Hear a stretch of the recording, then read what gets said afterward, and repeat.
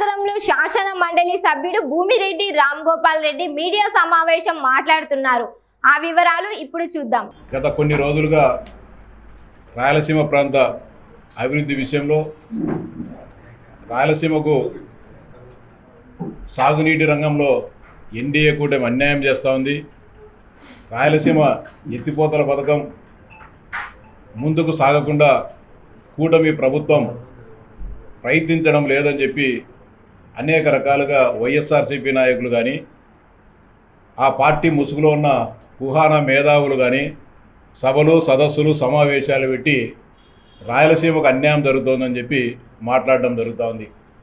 ఈ సందర్భంగా వైఎస్ఆర్సీపీ నాయకులకు ఆ కుహానా మేధావులకు ఒకటి అడుగుతా ఉన్నా, 2019-24 మధ్య కాలంలో జగన్మోహన్ రెడ్డి ముఖ్యమంత్రిగా ఉన్నప్పుడు రాయలసీమకు అన్యాయం జరిగిందా?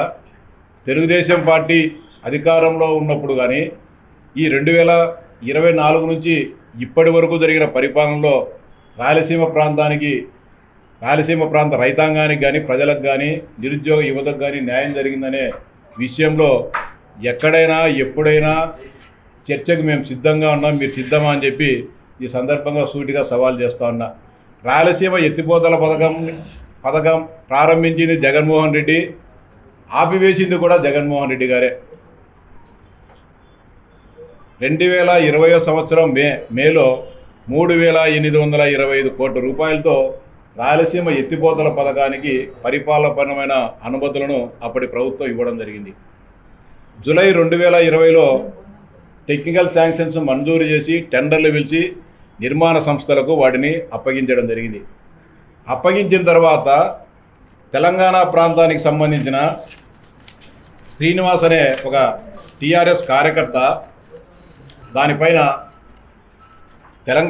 రాయలసీమ ఎత్తిపోతల పథకానికి ఎలాంటి అనుమతులు లేవు, పర్యావరణ అనుమతులు లేవు, అదేవిధంగా తెలంగాణ ఆంధ్రప్రదేశ్ రాష్ట్రానికి సంబంధించిన ఉమ్మడి నది, ఈ రెండు రాష్ట్రాలకు సంబంధించిన ఈ నదిలో ఆంధ్రప్రదేశ్ ప్రభుత్వం అక్రమంగా ఎత్తిపోతల పథకాన్ని నిర్మిస్తోందని చెప్పి నేషనల్ గ్రీన్ ట్రిబ్యునల్కు ఫిర్యాదు చేయడం జరిగింది. ఆ మేరకు 2020 సంవత్సరం అక్టోబర్ 20వ తేదీన national green tribunal Madras division Rayalaseema lift irrigation పథకాన్ని ఆపివేయండి, ఈ పథకానికి సంబంధించిన అన్ని కేంద్ర ప్రభుత్వ అనుమతులు, కేంద్ర జలసంఘ అనుమతులు, పర్యావరణ అనుమతులు అన్నీ తీసుకున్న తర్వాతనే దీనికి ఈ పనిపైన ముందుకు పోవడం చెప్పి ఆదేశాలు ఇవ్వడం జరిగింది. అయినప్పటికీ కూడా కాసుల కక్కుర్తితో, అంటే లిఫ్ట్ ఇరిగేషన్ అంటే పంపులు మోటార్లు ఎక్కువగా ఉంటాయి, దాంట్లో వచ్చే కమిషన్లను కాజేయాలనే ఆలోచనతో బ్రెజిల్కు పోయి కొన్ని, వెస్ట్ బెంగాల్ పోయి కొన్ని పంపులు మోటార్లను తీసుకొచ్చి ఇప్పుడు ఏదైతే లిఫ్ట్ ఇరిగేషన్ పనులు జరుగుతున్నాయో అక్కడికి డంప్ చేసి 935 కోట్ల రూపాయల బిల్లులను స్వాహా చేయడం జరిగింది. మళ్ళీ ఎన్జీటీ దాంట్లో ఇన్వాల్వ్ అయిపోయి జూలై 2021 మరోసారి ఆదేశాలు ఇవ్వడం జరిగింది. మీరు పనులు ఆపివేయమని చెప్పినప్పటికీ ఆగకుండా 930 కోట్ల రూపాయల బిల్లులను డ్రా చేయడం జరిగింది.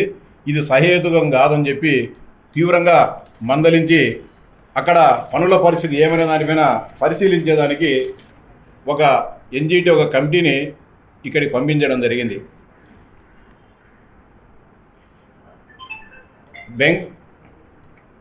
మినిస్టర్ ఆఫ్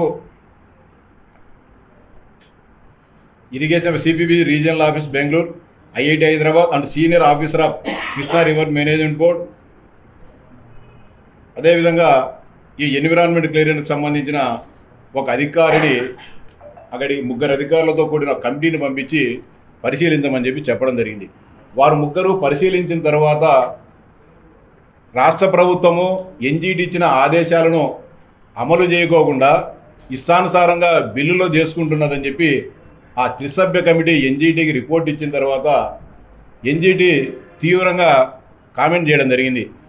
మా ఆదేశాలను మీరు అతిక్రమించి మీరు ముందుకు పోతే ఆంధ్రప్రదేశ్ రాష్ట్ర ప్రధాన కార్యదర్శిని, నీటిపారుదల శాఖ సంబంధించిన ఇంజనీర్ చీఫ్ను జైలుకు పంపించాల్సి వస్తుందని చెప్పి స్పష్టంగా ఆదేశాలు ఇచ్చి తీర్పు ఇవ్వడం జరిగింది.